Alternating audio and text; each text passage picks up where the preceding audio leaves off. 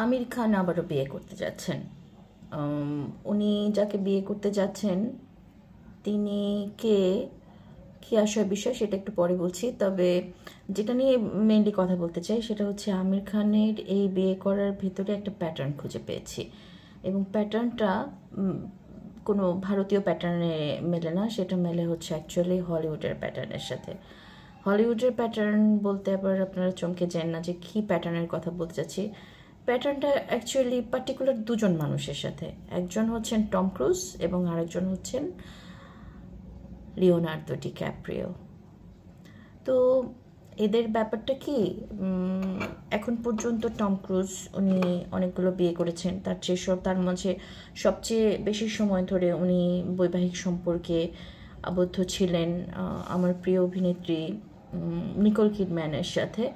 আর এরপরে কেটি হোমসের সাথে 6 বছরের মতো একটা সম্পর্ক তার ছিল, তারপর সেটা ভেঙে যায়। এবং এরপরে অনেকটা সময় উনি রোমান্টিক রিলেশনশিপগুলোকে এড়িয়ে চলার চেষ্টা করলেও 2020-এর দিক থেকে আবার একটা গুঞ্জন শোনা যায় একজনকে ঘিরে, এবং সেখানে উনি সিরিয়াস হতে হতেও পরবর্তীতে আবারও গুঞ্জন শোনা যায় যে সম্পর্কটা ভেঙে গিয়েছে, এবং এখন উনি আরও একজনের সাথে আছেন। কে, নামটা আমার মনে নেই, কারণ এটা ফ্যাক্ট না, একটা যোগসূত্র বোঝানোর চেষ্টা করছি আমি।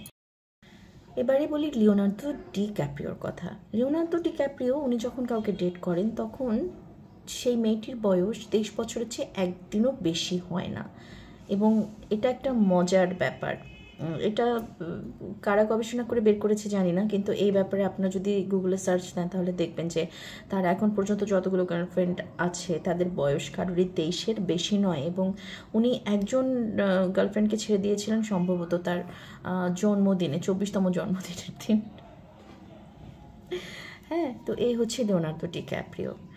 এখন আমির খানের সাথে যে যোগসূত্রটা সেটা হচ্ছে যে আমির খানেরও এরকম কোনো ব্যাপার আছে কিনা যে একটা পার্টিকুলার সময়ের পরে, একটা পার্টিকুলার এজের পরে সেই মানুষটিকে তার আর ভালো লাগছে না, উনি তাকে ছেড়ে দিয়ে একটা নতুন কিছু খুঁজছেন, এরকম কিনা। হ্যাঁ, তো এখন আমির খান যেই নারীটিকে বিয়ে করতে যাচ্ছেন তার নাম গৌরী স্প্র্যাট, এবং আমির খান বলেছেন যে উনি অনেক দিন থেকে একটা মানসিক শান্তি খুঁজে বেড়ানোর চেষ্টা করছিলেন, সেটা কখনো কোথাও পাচ্ছিলেন না, এবং উনি হঠাৎ করে যখন একে দেখেন তখন তার কাছে মনে হয় তার যে শান্তিটা দরকার, যেই নিশ্চিন্ত জীবনটা দরকার, সেটা শুধু গৌরীই তাকে দিতে পারবে।